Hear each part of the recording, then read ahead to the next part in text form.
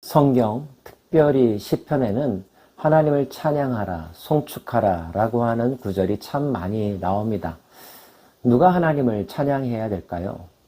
당연히 하나님의 백성, 하나님의 은혜를 입은 자들, 요즘 말로 쉽게 말하면 교회 나가는 사람들이 하나님을 찬양해야 될 1차적인 주인공들이겠죠.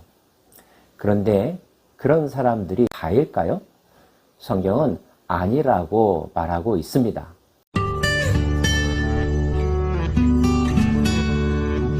할렐루야, 하늘에서 여호와를 찬양하며 높은 데서 그를 찬양할지어다.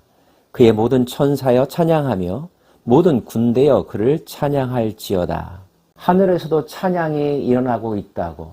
그 찬양하는 사람들은 바로 하나님의 천사들, 하나님의 심부름꾼들이죠. 하나님의 군대, 그들도 하나님을 찬양해야 된다고 시인은 노래하고 있습니다.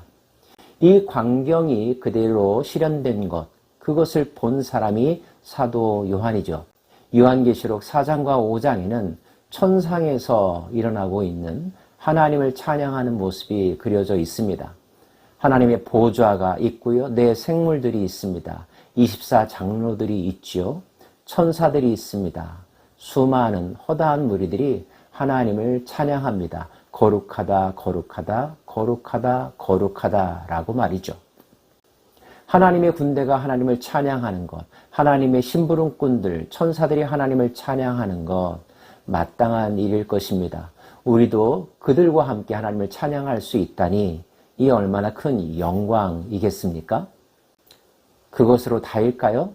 또 있습니다. 하늘의 하들도 그를 찬양하며 하늘 위에 있는 물들도 그를 찬양할지어다. 그것들이 여호와의 이름을 찬양함은 그가 명령하심으로 지음을 받았음이라. 그가 또 그것들을 영원히 세우시고 패하지 못할 명령을 정하셨도다. 하늘의 하늘, 이 온 우주 만물을 담고 있는 표현이라고 이해할 수 있습니다. 이 땅에 지어진 모든 것들이, 자연세계가 하나님을 찬양해야 한다는 거죠. 그 이유는 그들의 존재의 근원이 바로 하나님이시기 때문이라는 것입니다. 하나님이 그들을 창조하셨고 영원히 그들을 세우셨기 때문에 온 우주도 하나님을 찬양해야 한다고. 이 명령에 여러분 공감, 동의하십니까? 자, 그러면 다일까요? 또 있다고 시편은 기록하고 있습니다. 너희 용들과 바다여 땅에서 여호와를 찬양하라.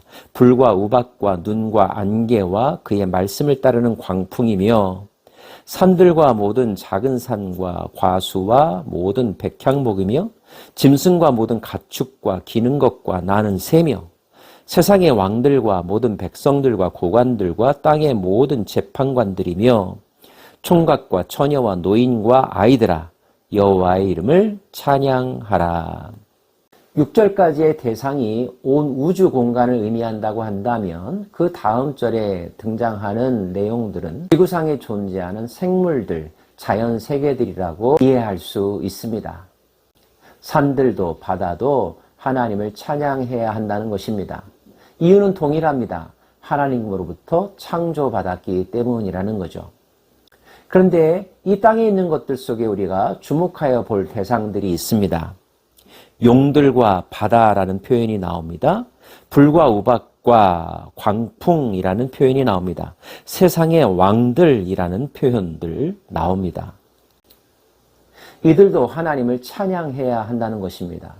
그런데 요한계시록이나 예언서들을 보면 이들이 하나님을 찬양하기보다는 하나님의 사람들을 괴롭히거나 적그리스도의 상징으로 등장할 때가 많이 있습니다. 하나님의 반역자의 모습으로 등장한다는 거죠.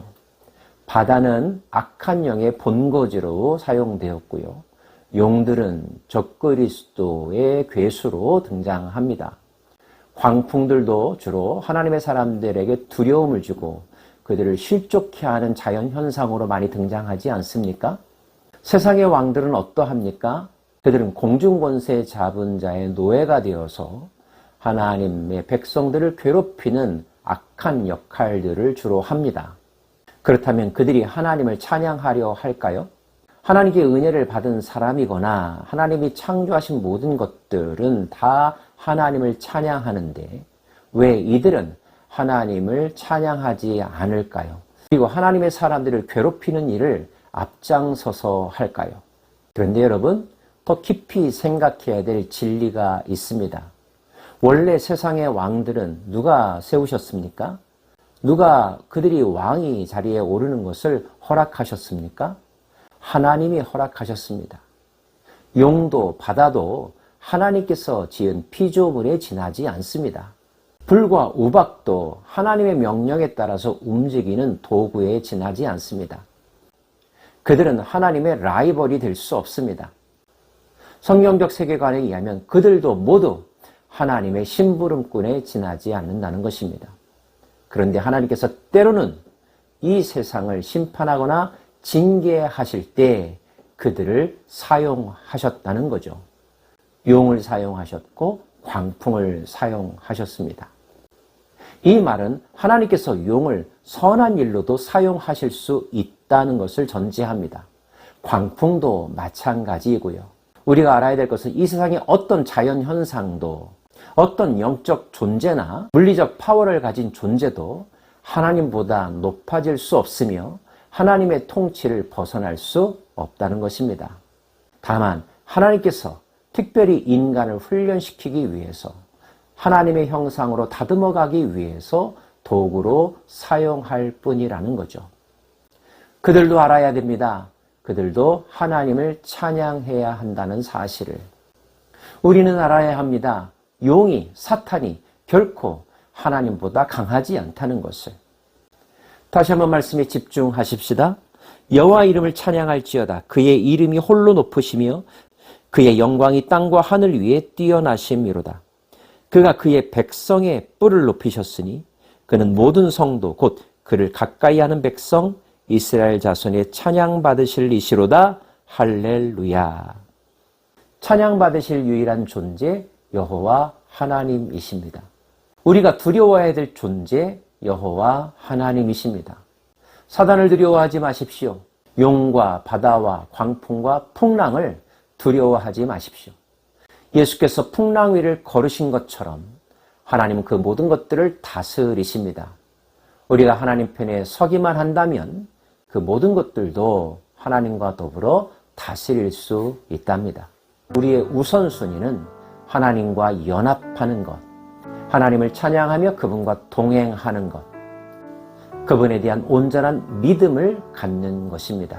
유일하게 찬양받으실 분, 모든 피조물들이 예배해야 될 분, 그 하나님을 올바로 섬기며 살아가는 2025년도가 되기를 원합니다. 축복합니다. 새해 복 많이 받으십시오.